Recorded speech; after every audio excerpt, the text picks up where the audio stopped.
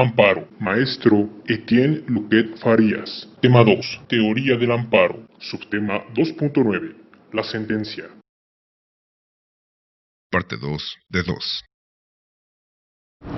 Por otra parte, también tenemos la posibilidad de que la autoridad no solamente no haga caso a lo que le dice el juez de amparo, sino que decida repetir el acto reclamado, es decir, abiertamente volver a hacer lo que ya le dijeron que no puede hacer porque es inconstitucional.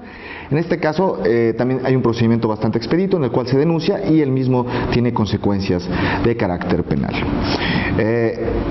Podemos también pensar que la autoridad da cumplimiento a la sentencia, pero da un cumplimiento parcial, es decir, supongamos que el juez de distrito en un caso le pone cumplir con 2 acciones y nada más cumple con una de ellas.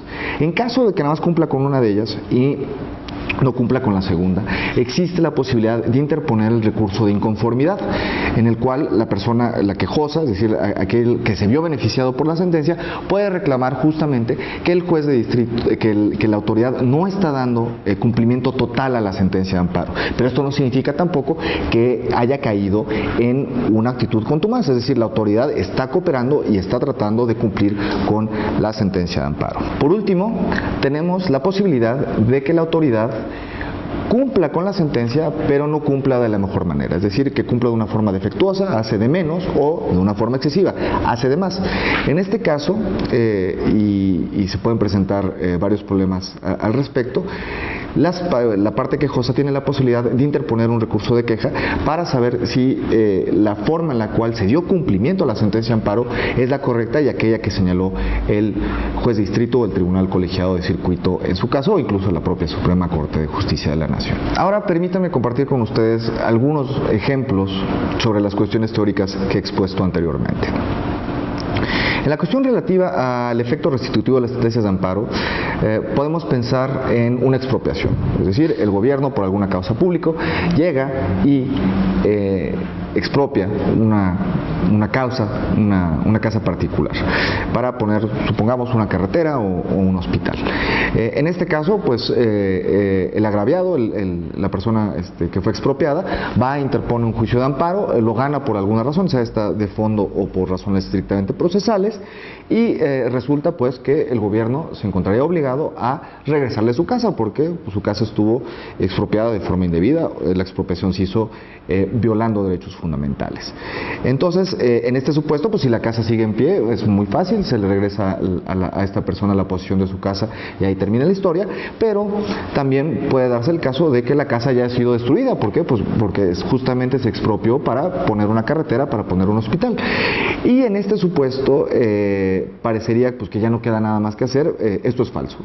Existe la posibilidad de que, pues, si la casa ya no está, el Estado pueda restituir de alguna otra forma a la persona. Uno podría pensar, por ejemplo, en obligar al Estado a reconstruir la casa, ¿no? Es decir, tirar el hospital y volver a poner la casa, o poner la casa en medio de una carretera, pero obviamente esta es una situación demasiado gravosa porque pues, atenta contra el interés general y el interés social.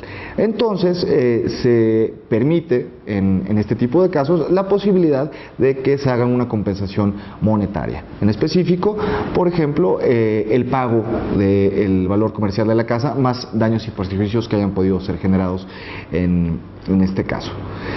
Por otra parte, y haciendo ya referencia a la fórmula Otero y al concepto de interés legítimo, podemos pensar en una delegación, supongamos, o en un municipio que ve unos árboles que están en una propiedad privada, pero estos árboles, digamos, casi la mitad de los árboles está afuera, está en la calle, y esto además pues se vuelve una condición muy bonita, es decir, es una cuestión que hace que la vecindad o esa calle en específico se vea muy bonita, y obviamente esto trae plusvalía, ¿no? a los bienes inmuebles que ahí se encuentran. Entonces, resulta que un día la autoridad decide cortar las ramas de estos árboles porque pues existe alguna razón en específico que obligan, ya sea de seguridad o ya sea de otra índole. Y imagínense ustedes que la persona a la cual le van a cortar, bueno, que es propietaria de estos árboles, no le interesa proteger estos árboles y le dice a la autoridad, pues por favor adelante pasen, corten las ramas de los árboles. Pues en este caso, y ya hablando propiamente del interés legítimo, los vecinos, es decir, las personas que están cerca ahí en la cuadra y que se benefician directamente de la existencia de estas ramas de árboles, pueden interponer un juicio de amparo a efecto de poder impedir la realización de este acto de autoridad, porque pues ya sea que estimen que es ilegal, que él mismo no tiene razón de ser o no se encuentre debidamente fundado y motivado. En este sentido, pueden ver ustedes, se abre la posibilidad de que una persona que está siendo afectada de forma indirecta puede intervenir y también solicitar el amparo en contra de actos de autoridad. Por otra parte, regresando al tema de la Declaratoria General de Inconstitucionalidad, me gustaría compartir con ustedes que ya ha habido dos procesos en la Suprema Corte de Justicia de la Nación, en los cuales se ha dado ya una notificación a los congresos y en este momento estamos en el proceso justamente de espera para ver cuál va a ser la respuesta que tendrán los mismos. Entonces me parece que es un mecanismo interesante y que habrá que probar y veremos con el tiempo propiamente cómo se asienta y qué tanto sirve justamente para empezar a purgar al ordenamiento jurídico de normas inconstitucionales, porque esto es una particularidad propia del sistema jurídico mexicano. Existen muchas sentencias de amparo en las cuales se declaran normas inconstitucionales, pero las mismas nunca son reformadas o abrogadas, es decir, cada vez que las normas se vuelven a aplicar porque las mismas tienen una existencia, es decir, están ahí, no han desaparecido, pues obliga a los particulares a interponer un juicio de amparo. Entonces, esto es una cuestión interesante que me parece tendrá un efecto muy positivo sobre el ordenamiento jurídico mexicano. Fin parte 2 de 2. Programa de formación, especialidad de SAT. Secretaría de Hacienda y Crédito Público. Servicio de Administración Tributaria.